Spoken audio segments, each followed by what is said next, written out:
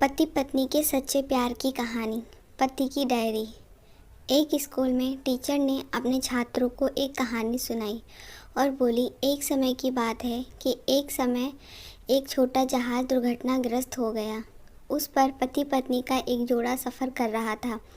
उन्होंने देखा कि जहाज़ पर एक लाइफ बोट है जिसमें एक ही व्यक्ति बैठ सकता है।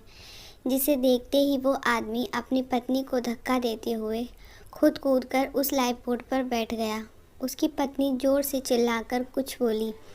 टीचर ने बच्चों से पूछा कि तुम अनुमान लगाओ वो चिल्लाकर क्या बोली होगी। बहुत से बच्चों ने लगभग एक साथ बोला कि वो बोली होगी कि तुम बेवफा हो, मैं अंधी थी जो तुमसे प्यार किया, मैं तुमसे नफ़रत करती हूँ। तभी टीचर ने देखा कि एक बच्चा चुप बैठा है और कुछ नहीं बोल रहा। उसने उसे बुलाया और कहा, बताओ उस महिला ने क्या कहा होगा।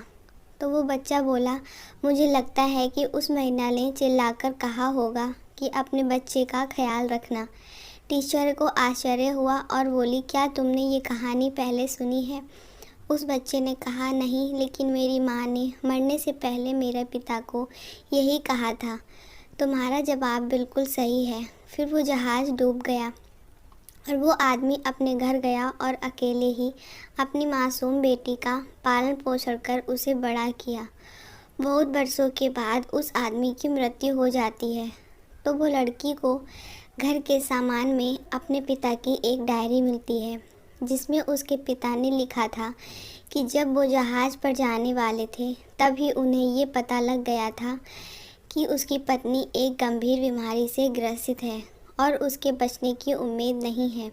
फिर भी उसको बचाने के लिए उसे लेकर जहाज़ से कहीं जा रहे थे, इस उम्मीद में कि कोई इलाज हो सके। लेकिन दुर्भाग्य से दुर्घटना हो गई।